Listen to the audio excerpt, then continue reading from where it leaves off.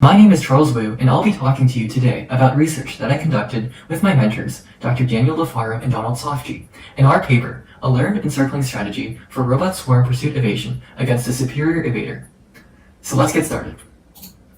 So we can start off by defining the problem that we are tackling here in this research, the multi-agent pursuit-evasion problem. Here, multiple pursuer agents must try to capture an evader agent, whose objective is to evade capture by these pursuers. In our case, we worked with a setup that had 3 pursuers and 1 evader. The evader can be superior to the pursuer, meaning that it can move at greater speeds than the pursuer, giving it this advantage of agility. In our research, this took the form of the evader agent having both a greater maximum angular and linear velocity than its pursuers.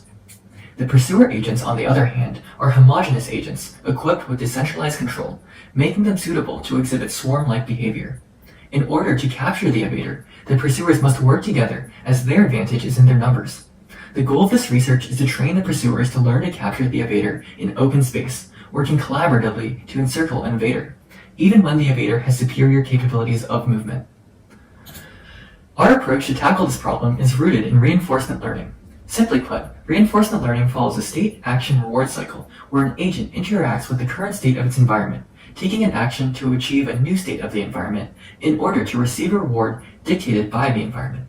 The goal of the agent is to maximize its total future expected reward, taking actions which it believes may yield the greatest cumulative reward over its entire life cycle in the environment.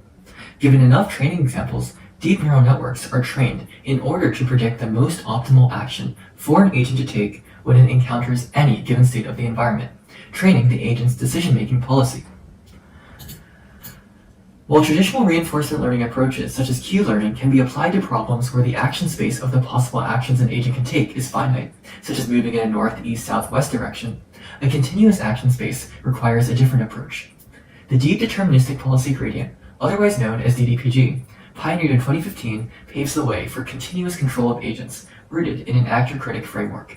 As such, agents may expand their action space to have continuous values, such as velocities, allowing for agents to have more precise control.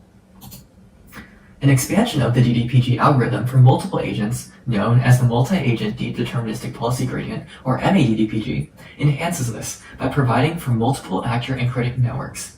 Here, critic training is centralized, as each critic receives both the observations and actions of each agent during the training phase, as seen in this diagram to the right, training the policies of their respective actor networks. However, during execution, the actor networks operate independently of one another, hence the centralized training, but decentralized execution.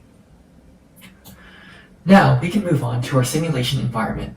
We took advantage of the Scrimmage multi-agent robotics simulator for the benefits of lightweight simulation, and it gives us full customization and flexibility over the control of our agents.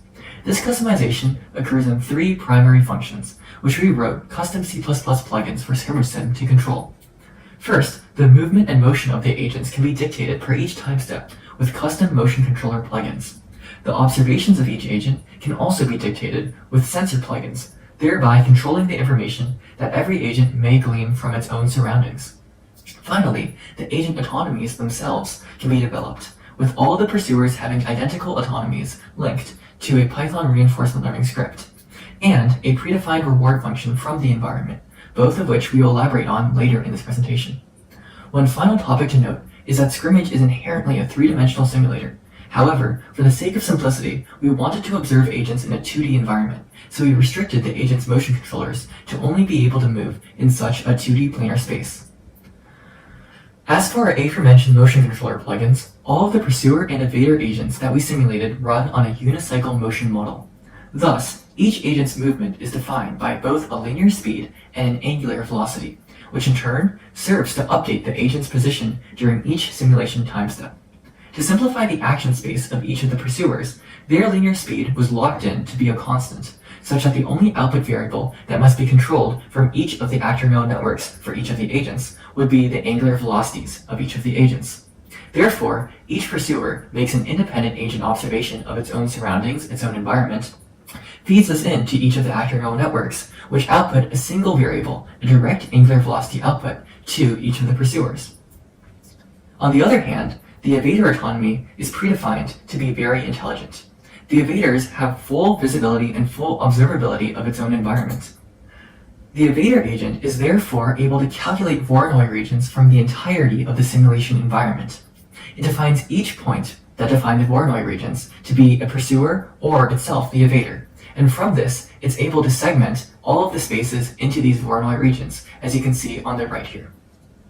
So, after calculating these Voronoi regions, the evader seeks toward the centroid of its own Voronoi region, trying to maximize the distance from itself to any of the other pursuers, which, as I said before, are defined by each of the other Voronoi points. So obviously in this example, you can see there are many of these points, just for show.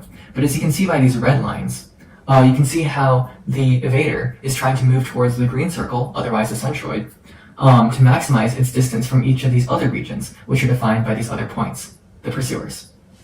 So such that this evader is superior, it also has greater maximum angular velocity and a greater constant linear speed, allowing it to more effectively evade each of the pursuers. Now, onto the custom environment which we defined within the scrimmage simulator.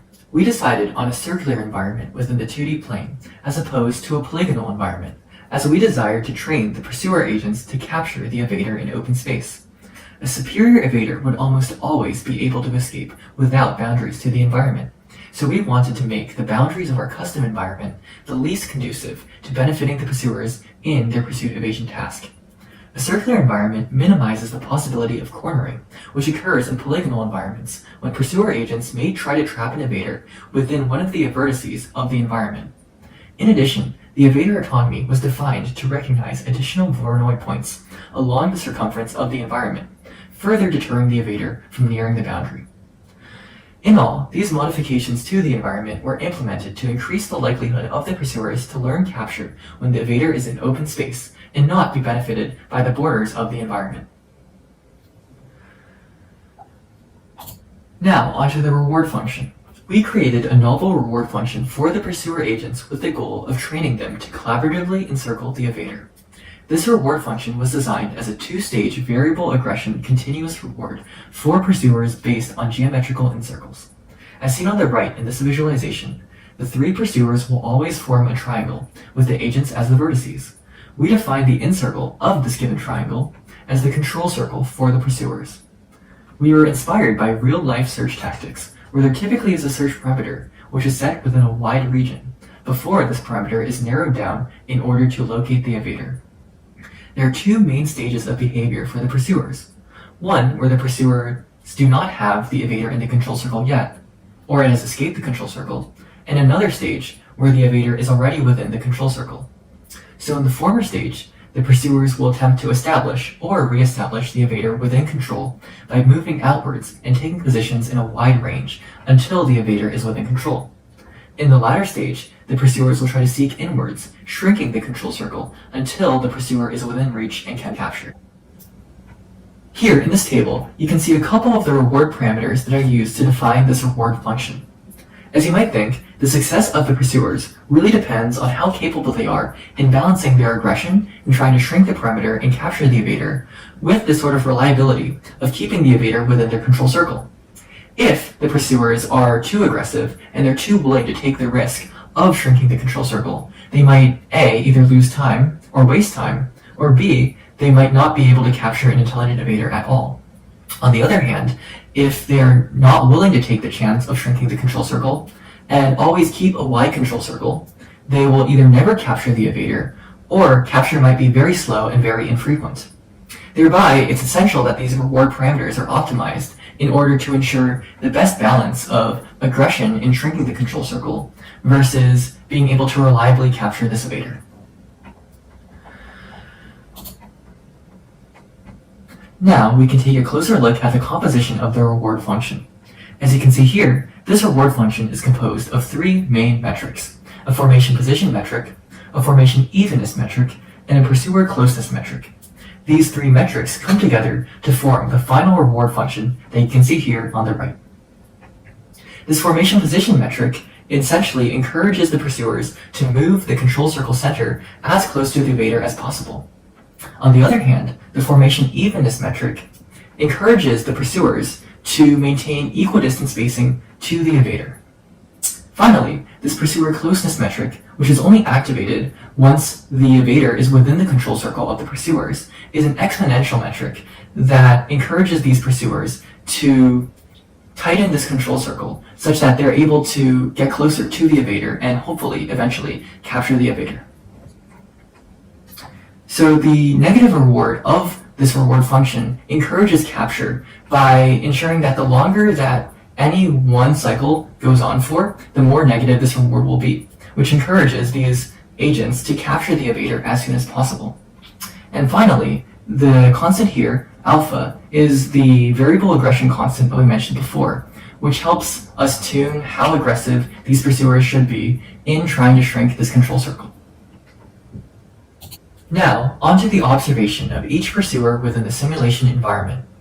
Each pursuer makes an independent observation, as stated before, observing its own position and orientation, along with the position and orientation of the evader, and also properties of the encircle, as defined here in this 11-variable observation summary seen below. During execution or runtime, this observation is fed into the pursuer's independent actor network in order for the pursuer to receive an output of the action it should take, as defined by the actor policy. As stated previously, during training, all observations of each of the agents is aggregated into an input to the critic networks of each agent, as an 11x3, 33-variable long observation per critic network. The setup of the neural networks that are trained can be seen here on the right. To establish a training interface, we wrote our training scripts in Python using TensorFlow 2.0 and the library tf-agents to train our agents. This Python interface with Scrimmage originally used ROS to communicate as an IPC. However, we found this too slow, so we switched over to having our Scrimmage environment being referenced as a custom OpenAI Gym environment. This way, we can import this OpenAI Gym environment directly into our Python training script, so that our script can directly reference the simulator when any actions need to be taken in simulation. This direct control results in a much faster simulation process. We achieved training convergence after about 7 hours of training. On the right here, we can see this illustration of the actor and critic neural networks for each agent, in this case, agent I.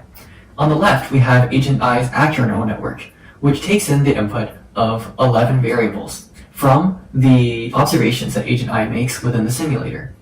This gets passed through two fully connected layers of 256 and 128 nodes, respectively, before finally reaching the one output variable of the angular velocity for agent I.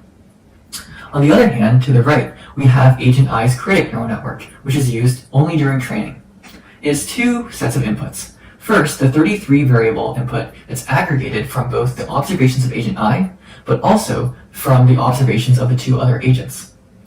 This gets passed through a fully connected layer of 256 nodes before being combined with another input stage of 3 variables. These 3 variables being the actions of agent I, but also the 2 other actions given by the 2 other agents. These are combined and once again passed through a 128 node fully connected layer before outputting a state action value for the critic. Now, here, also on the right, we can see a diagram illustrating our MADDPG algorithm training over time. On the x-axis, we have our training steps, and on the y-axis, we have the reward per episode. The blue graph dictates the reward obtained during each training episode, and the orange line here dictates the reward obtained during intermittent testing episodes.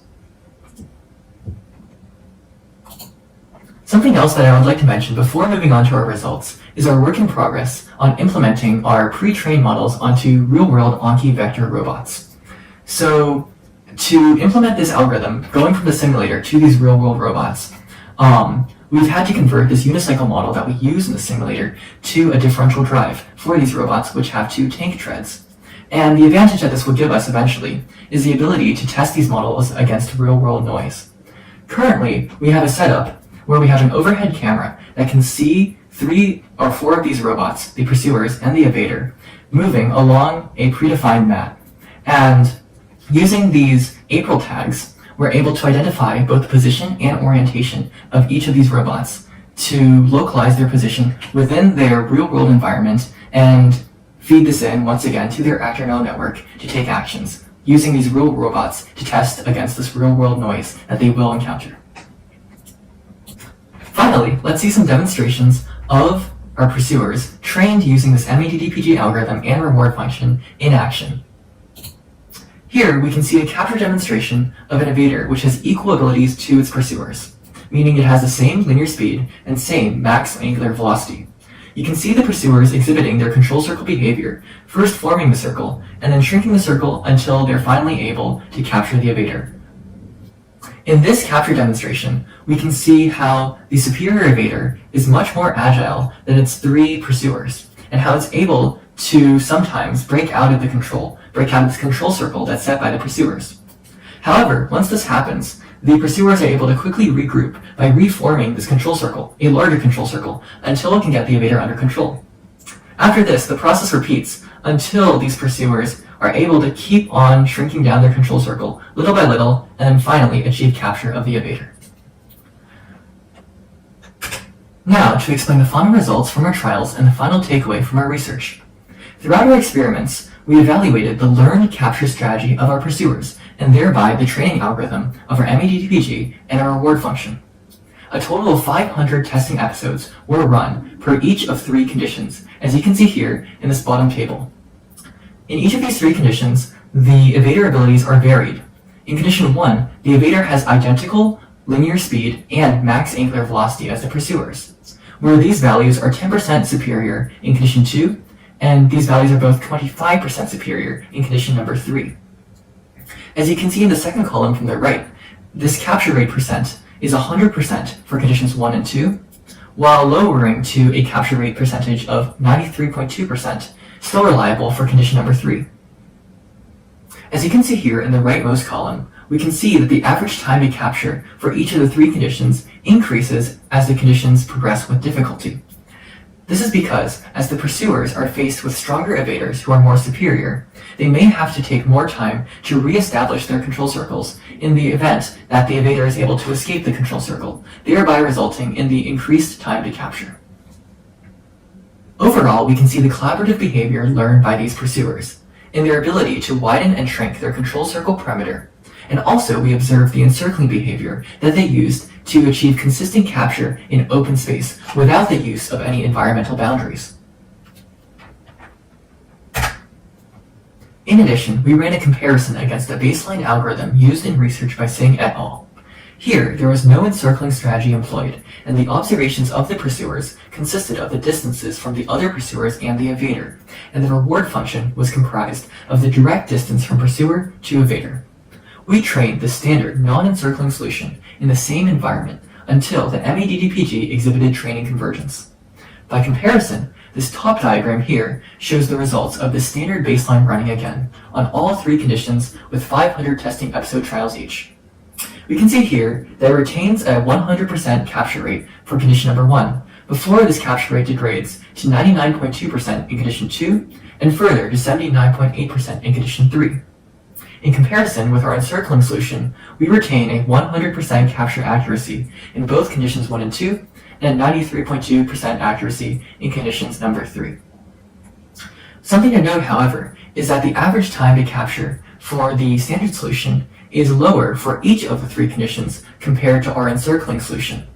This may be because of the fact that our encircling solution has a variable aggression modifier, which is more likely to have the algorithm quote-unquote play it safe, rather than risking not capturing the evader or losing control of the evader in the control circle, thereby resulting in a higher capture rate, however, a longer total time to capture. As for some possibilities for future work, these include to finish implementing our models onto our Anki vector robots to run real-life tests on real-world robots. In addition, it would be interesting to see how these robots function in a 3D Pursuit-Evasion environment compared to our current two-dimensional planar environment. Also, it would be interesting to see the results of increasing the number of pursuers in the training algorithm, or on the other hand, increasing the number of evaders to see how our learned strategy evolves. Last but not least, we would like to acknowledge Mr. Donald Sofji and Dr. Daniel Lafaro for your invaluable guidance and mentorship on this research. And we would also like to thank the U.S. Naval Research Laboratory and the NRL's Distributed Autonomous Systems Group for their support throughout this entire process. Thank you all for listening. If you have any questions, I would be happy to answer them now.